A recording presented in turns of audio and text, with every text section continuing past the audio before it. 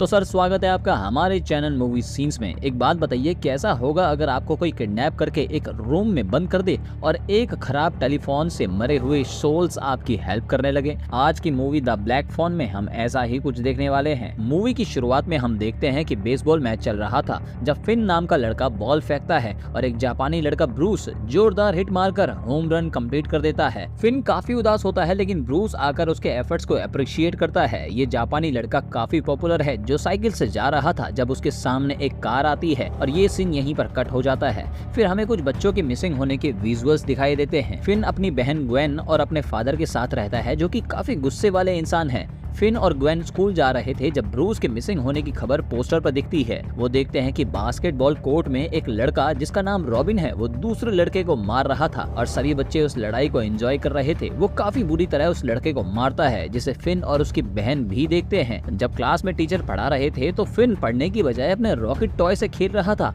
और अपनी क्रश को देख रहा था। जैसे ही क्लास ओवर होती है वो जल्दी से टॉयलेट में जाकर छुप जाता है। वहीं तीन लड़के उसे बुली करने के लिए पहुंच जाते हैं लेकिन तभी वहां रॉबिन आता है जिससे ये तीनों लड़के डरते हैं। रॉबिन उन्हें धमकाते हुए कहता है कि अगर तुमने फिन को परेशान किया तो उनके लिए ये अच्छा नहीं होगा। वो तीनों वहां से चले जाते हैं। रॉबिन फिन से कहता है कि उसे हमेशा खुद के लिए स्टैंड लेना सीखना होगा और इस मोमेंट पर ये दोनों दोस्त बन जाते हैं। अगले सीन में हम देखते हैं कि ग्वेन को प्रिंसिपल ऑफिस में बुलाया जाता है जहाँ दो पुलिस ऑफिसर्स उससे पूछताछ करते हैं। असल में कुछ दिन पहले ब्रूस किडनैप हुआ था जहाँ पुलिस को कुछ ब्लैक बलून्स मिले थे और ग्वेन की फ्रेंड से उन्हें पता चला कि ग्वेन ने ये सब अपने सपने में देखा था। ऑफिसर्स ये जानना चाहते हैं कि इतनी कॉन्फिडेंशियल इन्फॉर्मेशन उसे कैसे पता चली। ग्वेन कंफ्यूज होती है क्योंकि वो तो सिर्फ एक सपना था। ऑफिसर्स जब उसे डराते हुए पूछताछ करते हैं तो ग्वेन गुस्से में उन्हें धमकी देती है लेकिन फिर वो बताती है कि कई बार उसके सपने सच होते हैं। फिन अपने घर पर रात को अकेला बैठकर हॉरर मूवी देख रहा था। बिल्कुल आपकी तरह ये काफी इंट्रोवर्ट और डरपोक इंसान है। सुबह जब उसकी नींद खुलती है तो उसके पापा ग्वेन को बेल्ट से मार रहे थे क्योंकि पुलिस ग्वेन के बारे में पूछताछ करते हुए उसके ऑफिस में आई थी। वो उसे मारते हुए कहता है कि उसके सपने सिर्फ सपने हैं, इससे ज्यादा कुछ नहीं। फिन वहाँ गुस्से में खड़ा देखने के अलावा कुछ नहीं कर सकता था। वो उससे जबरदस्ती बुलवाता है कि उसके ड्रीम्स सिर्फ ड्रीम्स हैं। अब हम देखते हैं कि रॉबिन घर जा रहा था जब उसके सामने भी वही वैन दिखती है। इधर फिन के फादर को पुलिस से इस बारे में कॉल आता है और वो अपने बच्चों को बताता है। फिन सैड होता है क्योंकि उसका इकलौता दोस्त किडनैप हो चुका था। ग्वेन गॉड से प्रे करती हुई कहती है कि उसे पता है कि उसके ड्रीम्स की पावर रियल है। वो रिक्वेस्ट करती है कि उसे एक ऐसा ड्रीम आए जिससे रॉबिन का कोई सुराग मिल जाए। क्योंकि रॉबिन अब गायब हो चुका था तो तीनों लड़के फिन को काफी मारते हैं। ग्वेन उसे बचाने के लिए उनसे लड़ती है लेकिन आखिरी में पिटकर साइड बैठ जाती है। क्लासरूम में सबको एक पार्टनर चूज करने को कहा जाता है लेकिन फिन को कोई ज्वाइन नहीं करता तो उसकी क्रश ही उसके साथ आकर बैठ जाती है और उसकी तारीफ करती है। घर जाते समय उसकी बहन इस बात पर उससे मजे लेती है और अपनी दोस्त के घर की तरफ चली जाती है। फिन अकेले अपने घर की तरफ जा रहा था जब वो उस वैन को देखता है। उसके सामने ही एक आदमी का सामान गिर जाता है। फिन उसकी हेल्प करने के लिए उसकी कैप को उठाकर उसे देता है। वो आदमी उसे बताता है कि मैं मैजिशियन हूँ। फिन उसकी वैन में कुछ बलून्स को देखकर उसकी तरफ अट्रैक्ट होता है कि वो आदमी उसे पकड़ लेता है। फिन अपने रॉकेट टॉय से उसे मारता है लेकिन वो आदमी फिन को बेहोश करके अपनी वैन में डाल देता है।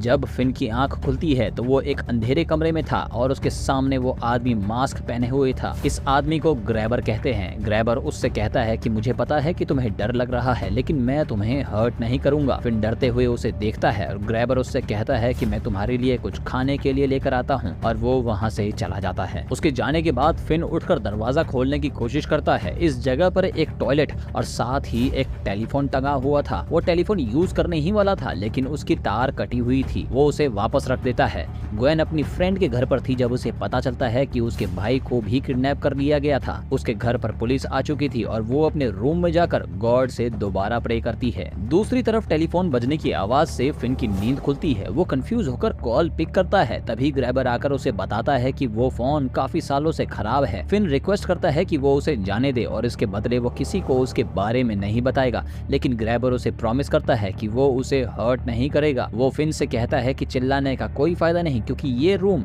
साउंड प्रूफ है। वो वहाँ से चला जाता है और फिन तेज तेज चिल्लाता है लेकिन उसकी आवाज बाहर नहीं जाती। कुछ देर के बाद वो एक विंडो पर चढ़ने की कोशिश करता है लेकिन सक्सेसफुल नहीं हो पाता। तभी वो फोन दोबारा बजता है, जिससे फिन डर जाता है। कॉल उठाने पर उसे किसी की आवाज नहीं आती। फोन दोबारा बजता है। फिन जब कॉल पिक करता है तो उसे ब्रूस की आवाज सुनाई देती है, जो कि अब मर चुका है, लेकिन उसकी सोल उससे फोन के थ्रू बात कर रही थी। वो उसे टॉयलेट के पास की एक जगह को खोदने के लिए कहता है। इसके बाद हमें दिखाया जाता है कि किस तरह ग्रैबर ने ब्रूस को किडनैप किया। फिर एक ऐसा फ्लैशबैक दिखता है जिसमें फिन एक दरवाजे पर खड़ा होकर चिल्ला रहा था। ये फ्लैशबैक ग्वेन के सपनों में आता है और वो अचानक उठ जाती है। ग्वेन बेचारी रात में उठकर सेम उस दरवाजे वाले घर की खोज में निकलती है ताकि उसे उसका भाई मिल जाए। इधर फिन ब्रूस के इंस्ट्रक्शंस को फॉलो करके वहां टाइल्स हटाकर एक गड्ढा खोदने लगता है और सारी मिट्टी को फ्लश करके उस गड्ढे को मैट से कवर कर देता है। अगले दिन ग्रैबर फिन के लिए खाना लेकर आता है और चला जाता है। फिन रियलाइज करता है कि ग्रैबर डोर पूरी तरह से क्लोज करके नहीं गया, तो वो वहां से बाहर निकलने का सोचता है, लेकिन तभी फोन रिंग होता है और एक लड़का उसे बताता है कि डोर से बाहर मत जाना क्योंकि ये ग्रैबर का ट्रैप है। मरे हुए लड़के की सोल उसके बगल में खड़े होकर उसे बताती है कि ग्रैबर ने ये दरवाजा जानबूझकर खुला छोड़ा है, जिससे फिन भागने की कोशिश करे। वो बाहर बैठा एक बेल्ट लिए उसका इंतजार कर रहा है और अगर उसने बाहर निकलने की कोशिश की तो वो उसे बेल्ट से तब तक मारेगा जब तक उसकी जान ना चले जाए। लड़का फोन रख देता है और फिन डोर ओपन करके धीरे धीरे सीढ़ियों से ऊपर आता है और हम देखते हैं कि ग्रैबर सच में अपने हाथ में बेल्ट लिए उसका इंतजार कर रहा है। फिन चुपचाप नीचे आकर खाना खाने लगता है। कुछ देर बाद जब वो सो रखा था तो फोन दोबारा बजता है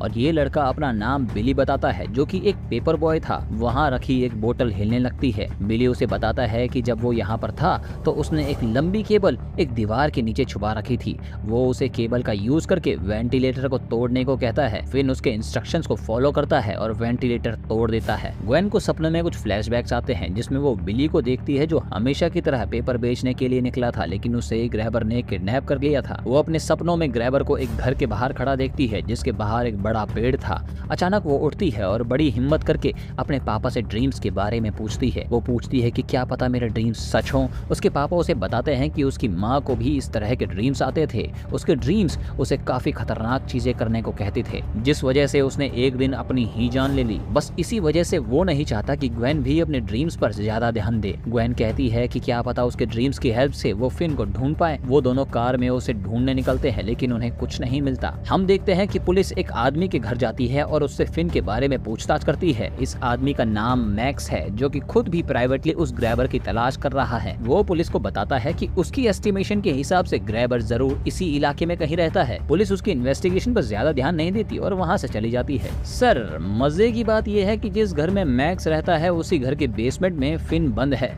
लेकिन मैक्स को इस बारे में नहीं पता।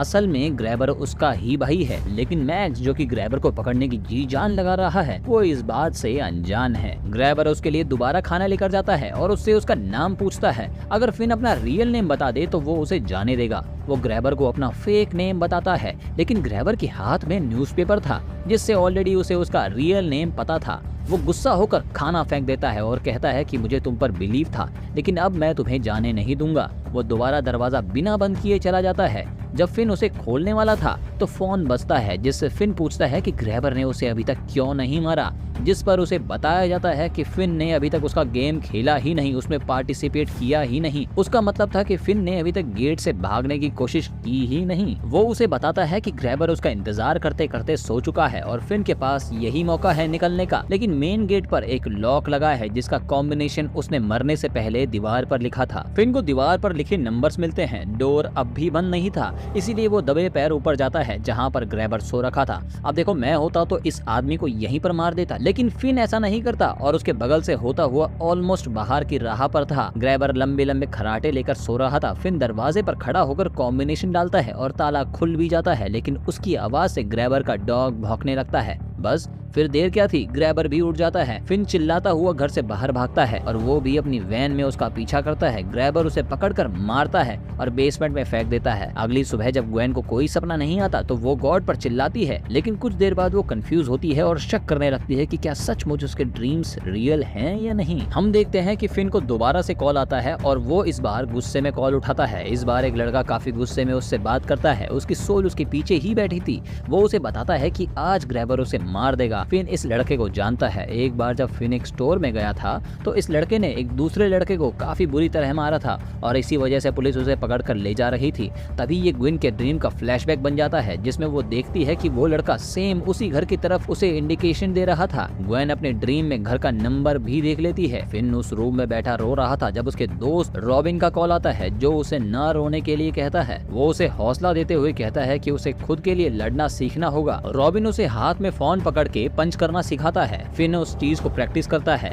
फिन इन सोल्स को कभी देख नहीं सकता लेकिन सुन सकता था। वो वायर को काटकर फोन को भारी करने के लिए उसके अंदर मिट्टी भर देता है। हमारी ग्वेन बेचारी अपने भाई को ढूंढने के लिए बारिश में उस घर की तलाश में जाती है जब अचानक सभी सोल्स उसके सामने आ जाती है और वो गिर जाती है। वो उठकर देखती है कि वहाँ पर कोई नहीं था लेकिन वो उस घर के ठीक सामने थी जिसमें वही दरवाजा, पेड़ और हाउस नंबर था। वो घर पहुंचकर पुलिस को कॉल करती है। मैक्स अपने घर पर बैठा अपनी इन्वेस्टिगेशन को रीड कर रहा था जब अचानक उसे कुछ रियलाइज होता है। ग्रैबर वापस अपने घर की तरफ आ रहा था। पुलिस और ग्वेन भी उसी तरफ आ रहे थे। मैक्स काफी डरता हुआ अपने बेसमेंट जाता है और हैरान हो जाता है कि वहाँ फिन था। फिन को भी थोड़ी होप मिलती है। मैक्स उससे बात ही कर रहा था कि ग्रैबर उसके सर पर कुल्हाड़ी मार देता है। फिन ये देखकर दंग रह जाता है। पुलिस और ग्वेन उस घर के बाहर खड़ी थी जिसके बेसमेंट में ग्रैबर फिन को धमकी देता है। वो अपने डॉग को लाकर वहाँ पर बांध देता है और कुल्हाड़ी पकड़ता है और पुलिस दरवाजा तोड़कर अंदर घुसती है लेकिन उन्हें जब कोई नहीं मिलता तो वो वापस जाने लगते हैं। इधर ग्रैबर फिन को कुल्हाड़ी से मारने ही वाला था कि फिन भागता हुआ गड्ढे के पास चला जाता है। ग्रैबर उस गड्ढे में गिर जाता है। फिन उसे काफी तेज पंच करता है और फाइनली टेलीफोन वायर से उसका गला पकड़ लेता है। फोन बजता है और ग्रैबर देखकर हैरान होता है कि फोन कैसे बज रहा है। फिन उसके कान पर फोन लगाता हुआ कहता है कि ये फोन तुम्हारे लिए है।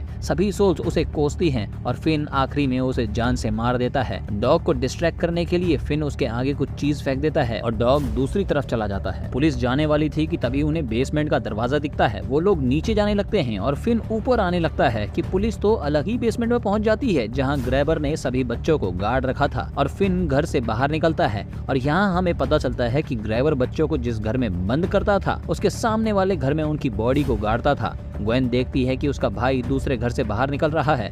वो उसे हक करती है और पुलिस भी उस घर की तरफ आती है। उनके पापा आकर उन दोनों को हक करके सॉरी कहते हैं। अब हम फिन को दोबारा देखते हैं जो कि पहले से काफी ज्यादा मेंटली स्ट्रांग और कॉन्फिडेंट था। वो जाकर अपनी क्रश के साथ बैठता है और इसी के साथ ये कहानी यहीं पर खत्म हो जाती है। आप हमें कमेंट करके जरूर बताएं कि आपको ये मूवी कैसी लगी और वीडियो को लाइक और चैनल को सब्सक्राइब किए बिना आप नहीं जाएंगे। Thank you so much.